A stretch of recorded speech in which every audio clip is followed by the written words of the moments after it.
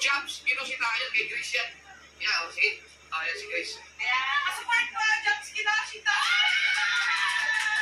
Sinasabi po kay Idol Jopper na malaking komisyon ni Idol Jeff. Wala, ayan, sana po talaga makayanan po namin ito sa mga taong nangangailangan na dapat, i-vlog mo yan, isama mo ko, ganyan-ganyan. Sa Team Marites na eto, kung merong hindi ko pa kayo nilista dito, pero kailangan ko ng dalawa. Ngayon, mag-usap-usap kayo dyan kung sinong dalawa ang gusto nyong i-represent dito at pumunta ka kayo ngayon dito. Okay? Ngayon din. Sige, mag-usap-usap pa rin.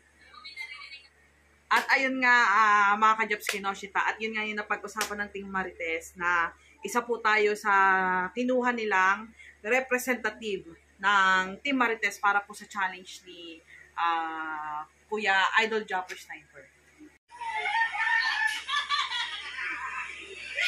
Ito ang Team Marites.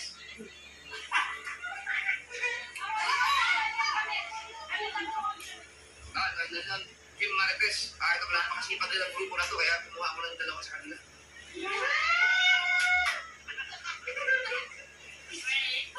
Sino ang ano nyo? Sino? Nag-usap kayo? Meron akong nilista sana dito, kaya lang gusto kayo ng ano. Umaya ko sabihin pag ano. Hindi ko lang. Hi guys. Hi, Kuya Prince! Sige, sabihin nyo na, una. Hindi. Ang nabanggit nyo, hindi ko lang sabihin. Ay, hindi. Wala kayo. Sige, sabihin nyo na, dali. Sino una?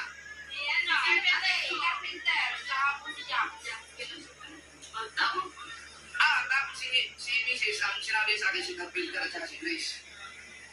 Mali pala ako. Kasi ang isbay na kayo.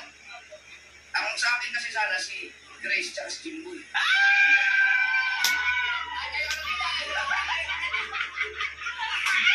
Diyan natin, Marites.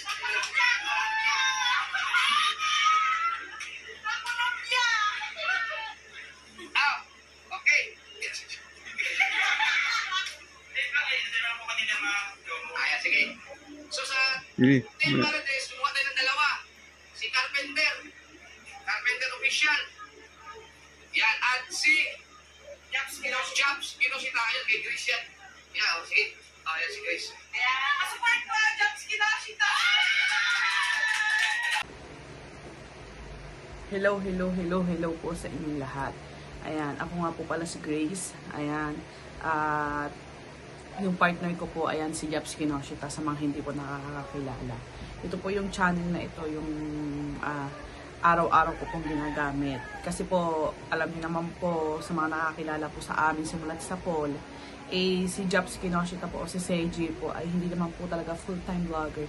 Kumbaga po, ay siya po may trabaho. Tulad po ngayon, siya po ay may trabaho ngayon, pang umaga po siya.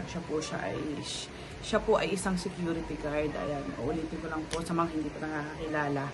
Ayan. So, ito pong bidyong ito po yung ginawa kong ito para po sa kaalaman ng lahat. Kami po ay kasali sa Merry Weird. Siya po ay isang pinapaganap o ipinapasatupad ni Idol Jopper Sniper para po sa amin, hindi po para sa kanya. Ito po ay para sa amin. Malaking tulong po ito para po sa amin.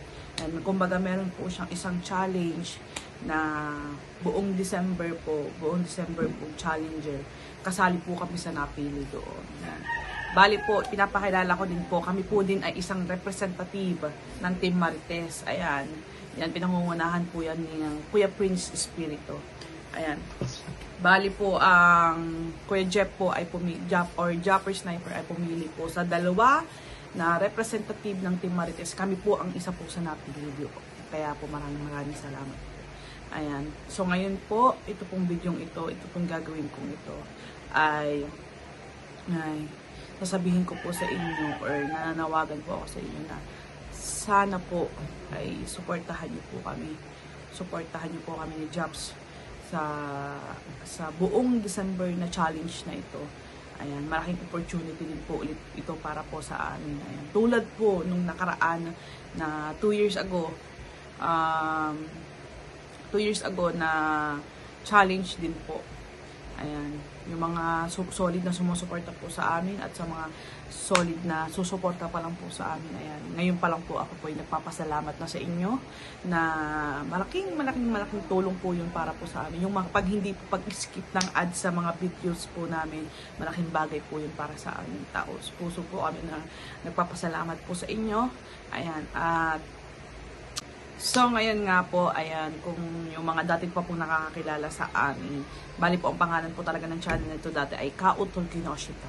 So, ngayon po napalitan na po niya, napag-desisyon po niya ni Seiji, napalitan na po ng Jobs Kinoshita. So, meaning po ng Job, isa po siyang half Japanese. Ayan, bali po yung, ayun din po yung ang tawag sa kanya sa trabaho. Ayan, si Jobs.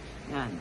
At uulitin ko lang po, mabalik po tayo sa istorya para po lang din malaman nyo na ito pong gagawing challenge namin ito. Ayan, hindi ko po alam kung paano po kami magsisimula. Una-una dahil ayun nga po ay si Seiji po ay may trabaho pang umaga. So ayun nga at napaliwanag ko na nga po sa inyo. Pero ito lang po din na may dadagdag ko. May pagkakataon po na napapaghinaan ako ng loob, napapaghinaan kami ni Seiji ng loob. Kasi, di ba, kita nyo naman po nung November, yung mga challenger po ni Idol Jopper, talagang hirap na hirap kahit ano pong gawing video.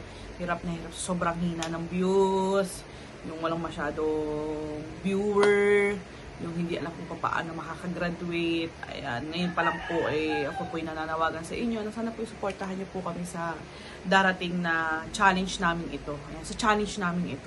Ayan. Kasi po napakalaking oportunidad po nitong ginagawa po lagi ni Idol Jopper Sniper para po sa amin, guys. Hindi po kayo makakakita ng ganong klaseng tao na uunahin yung ibabago yung sa sarili. Kasi yung lalo na po yung mga nambabash dyan na sinasabi po kay Idol Jopper na malaking komisyon ni Idol Jeff, wala po siyang hinihinging kapalit po sa amin lahat. Imbis na ibablog niya na lang po yun, ibibigay niya po yun sa mga taong nangangailangan na dapat, i-vlog mo yan, isama mo ko, ganyan-ganyan. Na siya pa po minsan yung nagbablog, kaya yung mga nambabash po dyan, huwag niyo pong iba si Idol Jopper Sniper or si Kuya Jeff namin dito sa Bukana. Kasi po lahat po ng magandang nangyayari po dito sa Bukana Vlogger ay dahil po yun sa kanya. Siya po yung talagang pinuno po namin dito. Na napakagandang pinuno na pinaparanas po sa amin. Dahil kung wala po siya, wala po kami dito ngayon. So, ayun guys, uulitin ko lang din po ulit. Ayan, sana po talaga makayanan po namin ito. Ngayon pa nga lang po, di ba, parang naiisip na ako kasi si Seiji po wala po sa tabi ko. Ayan, huwag niyo pong ipa si Seiji dahil si Seiji po nasa trabaho kung bakit ako lang po mag-isa dito. Siya po nasa trabaho ngayon kasi hindi ko naman po pwede siyang sabihin na umabsent, mag-leave ka muna sa trabaho kahit 1 month lang, hindi po pwede yun. Kasi po, sa mga tao pong nakakakilala kay si Seiji Kinoshita o si Jobs Kinoshita, siya po ay may 3 anak. May 3 po siyang anak na mga babaeng, mga maliliit pa din po kasi po nag-aaral pa po. Ayan, 3 po yung nag-aaral na yun. Hindi po pwedeng patulog-tulog lang. Kasi po, may yung po ay responsibilidad niya. Hindi po ko pwedeng hayaan na para lang po sa anong ito ay